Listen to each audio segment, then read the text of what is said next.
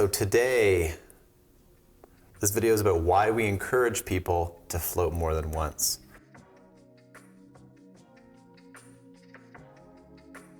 It's all based on the question of when people come in, they're like, how often should I float or how many times should I float to get kind of results and da-da-da-da. So this ends up just being something where we thought we'd make a video that just talks about why we actually encourage people to float more than once. And to preface this, as the Jay Filipos here suggested we do, which I think is important, is first off, we're a float business. So really, anytime it comes down to us saying how often you should be floating or not, I mean, take it with a grain of salt. Like, obviously our business is based on people floating more, but this stuff, as honestly and earnestly as I can say, is genuinely what we really believe is beneficial to most people to kind of get a taste for what floating can actually do for them. And it always comes from the heart. And on top of that too, we also made a video of why we said you shouldn't float. I mean, sometimes seems counterintuitive that a business that does floating is saying why you shouldn't do it, but the reality of it is we don't want everybody to float, we just want the right people to float. When they need to. When they need to, and for people that it actually works for. It's not always the right fit for everybody. So, points of why we encourage people to float more than once, and the big one is, floating is a new experience.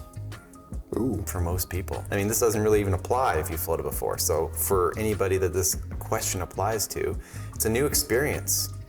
I mean, cut yourself some slack. You're coming in for the very first time. It's all about getting accustomed to the whole space. Even sometimes the float itself is not the weirdest part. It's that you're coming to like a professional, chill environment with people that do this for a living. And so you're coming to lay around in a big tank. Sometimes it's just getting used to the whole environment and the sights and smells and feels and all the different parts of the process. Like, you've never done it before. And yeah, just sometimes take some time to get comfortable. Which point should I go with first here? I haven't actually seen the points yet, so. Yeah, and I mean, you were very helpful with making them. Yeah, we'll start with this one. And so the next thing too is although it's a new experience, a lot of people from the first to third float is just universes apart. Like, and that also goes for people who they float for the very first time and they're like, I love this is the best thing, I'm gonna be doing this all the time. Even those individuals, by the time they floated a second and a third time, their third time is like, oh my Lord, I thought I knew what I was talking about in my first float and I had no idea. This is just a completely different and most of the time much better experience than I ever thought. So is even for that, like if you float once and you really, really enjoyed it, you might actually find you go a little bit deeper and get more out of it the more you're doing it. And then after that third float, things just get more and more dialed in, generally speaking, to what that kind of third and fourth float experience would be like. One thing I've heard multiple times from multiple people after asking them when they come out, like how how the float was. The one thing they always say is, oh, that was my best thing. That was my best float yet. My brain usually, when we answer this question in store, will go to like your first three floats. First few you're doing. Yeah, because they're sometimes the most important. Like once you've floated 3 times, you don't know everything about floating, but you have a much more massive understanding of how it works for you and with you and everything. And that's why when you get to your 20th float, you might be like, that was my best float yet. And it's generally in comparison to previous floats. And there's probably a big emphasis on that foundational, like third and fourth float, which is again, just more anecdotal with the tens of thousands of people that we floated, but nonetheless, it is a real thing. And it is also cool when people who floated with us for so long are still saying that they're having better and better experiences. We encourage people to float a few times because like when you've tried something out a few times, you've known you've at least given it a shot and not just completely judging any type of experience on just the first time.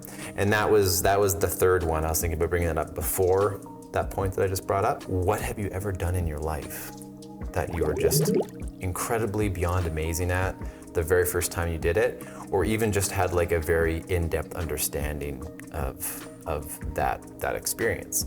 And I mean, I'm sure JP has just woken up every day just being amazing at everything, but for the rest of us normal humans, there's really nothing, right? Like there's nothing that you can do once and you're the best you can possibly be at it. And a lot of time, the very first time you do it is just like a little nibble, a little taste at kind of what's possible or what you could do. And I mean, JP brought up, what analogy did he bring up? Riding a bike. Do you even know how to ride a bike? I'm better than you. Just kidding. Punk. Whoa. But yeah, it's like what else do we do in our life that we just immediately have a really big understanding of and are really good at the very first time we do it? And the answer is not much. Or especially. Or like. You don't even know if you might not know you like something until you've tried it a few times. I was thinking an example like when I was a kid, I didn't like avocados. You say avocado or avocado? Avocado. No, avocado. I missed out a lot of Life avocados. would have been so much better, man. If I tried it a few more times, maybe I would have liked it more. Using this analogy is maybe you just genuinely didn't like avocados. That's true too. But you were open-minded enough to realize that, hey, maybe when I come back to them at a later point, I won't fully judge avocados as they are for the entirety of my lifetime. Yeah. Maybe I just need to come back at it at a different time with a different perspective. Yeah, so just like the times that I've had people come out of the tank and they say, I ask them how their first float was or how their float was. And they say, it was interesting.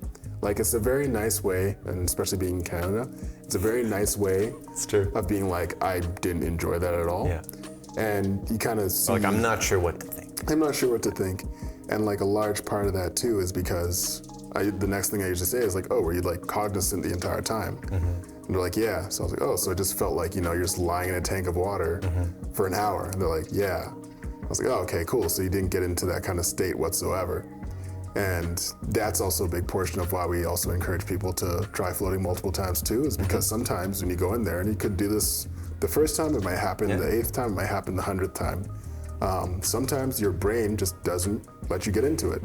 Sometimes you might need 2 hours in there, but you booked yourself in for 1. Yep. And you're never gonna know until it happens, right? I mean, sometimes you find out you floated a few times in the morning and you realize like the minute you switch it up and try an evening float, you're just out. Yeah. And like that was the sweet spot. You learn those small little nuggets along the way that you can variables. like optimize your experience. You're also learning like, do I like a headrest? Do I not? Do I like lights on? Do I not? And should I wear spandex before I come in? Like the important things.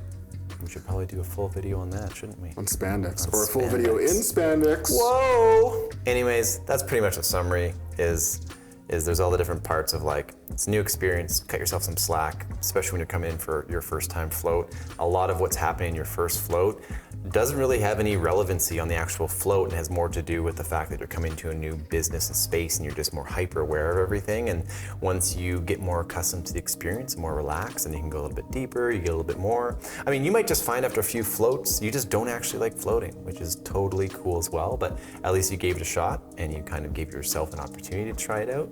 And I mean, most of the time though, I feel like people who are willing to give it a few times end up getting the most out of their third float and onward. And maybe don't float all the time, but they do come back to it because they kind of at some point in time, even if it's every few months or just not as frequently as some people do.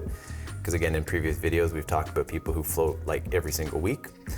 Some people once or twice a month, and other people will just see them every few months when they kind of feel the urge to get into a big salty bathtub. So anyways, that I think is a good wrap up to this video. Cool. You have more questions?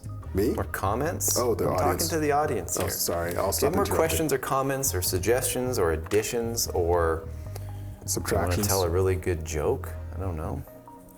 And JP might find it funny, maybe he doesn't. Sense of humor is all over the place. Hey now. As I whisper that. Hey now. But leave them in the comments, and yeah, we look forward to seeing you in our next video. Cool. Yeah, nice. Now that's how you end the video. Yeah. So I think the summary of this video is that learning to float is a lot easier than learning to wheelie a car. Yeah. Wheelie a Good bike. job. Yeah. Whatever. You were so Nope, excited this whole part's that getting this cut turned out. away.